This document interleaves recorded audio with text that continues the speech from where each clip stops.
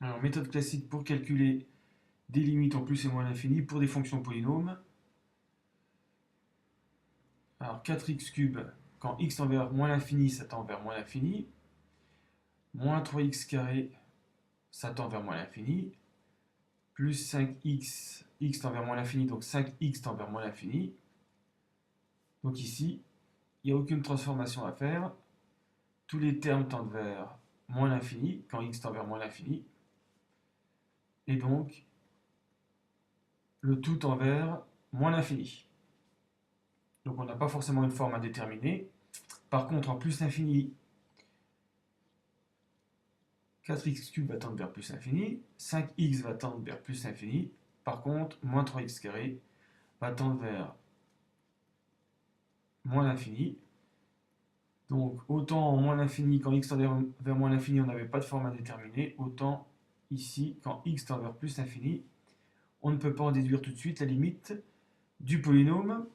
Donc dans ce cas-là, on factorise par le terme le monôme de plus haut degré, ici c'est x3, ce qui donne, on divise tout par x3, 4, moins 3 sur x, plus 5 sur x carré,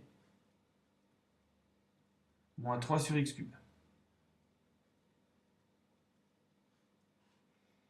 Et puis on utilise le fait que quand x tend vers plus l'infini, 3 sur x tend vers 0, 5 sur x carré tend vers 0, moins 3 sur x cube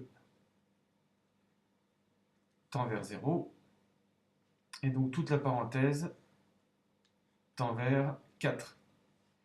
Et comme x cube tend vers plus l'infini, le tout tend vers 4 fois plus l'infini, donc plus l'infini. Et donc la limite du polynôme en plus l'infini, c'est plus l'infini. Et en moins l'infini, c'était moins l'infini. En fait, c'est 4x3 qui impose sa limite à tout le polynôme.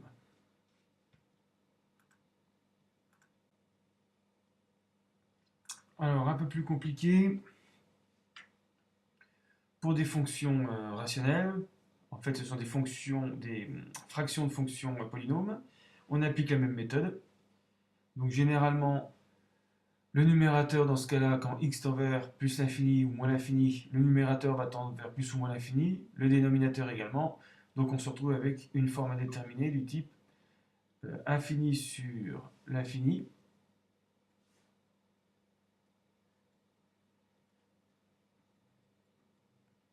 Donc comme pour les polynômes, on factorise en haut et en bas par le terme de plus haut degré. Alors pour la première, on factorise en haut par x cube, ce qui donne 2 moins 2 sur x carré plus 5 sur x cube.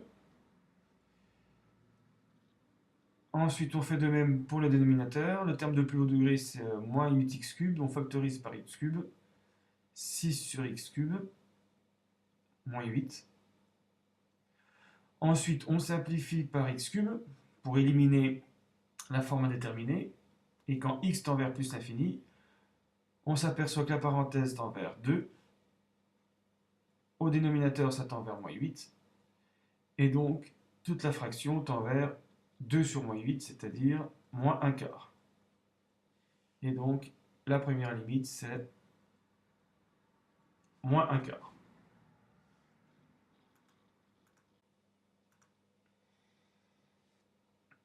Pour la deuxième, c'est exactement la même méthode. On factorise en haut par x carré et en bas par x. Donc x carré 3 moins 4 sur x plus 1 sur x carré. Ensuite, x facteur de moins 2 plus 3 sur x.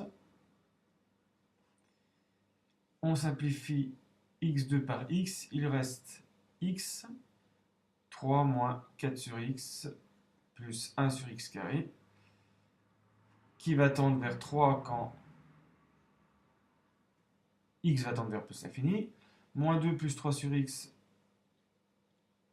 va tendre vers moins 2, et x va tendre vers plus l'infini.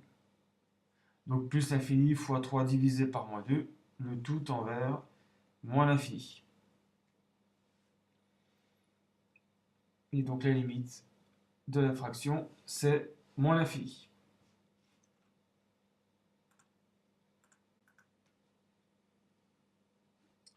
Pour la dernière, 2x plus 5 sur 6 moins 8 sur x cube. Donc là encore, plus l'infini sur moins l'infini, forme indéterminée. On factorise en haut par x. 2 plus 5 sur x.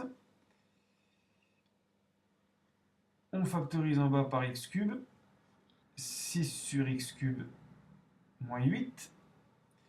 On simplifie x et x cube. Il reste 1 sur x carré fois 2 plus 5 sur x sur 6 au cube moins 8. 1 sur x carré tend vers 0. 2 plus 1 sur x tend vers 2. 6 sur x cube moins 8 tend vers moins 8. 0 fois 2 sur moins 8, le tout tend vers 0. Et donc la limite en plus l'infini de la fraction ici c'est 0.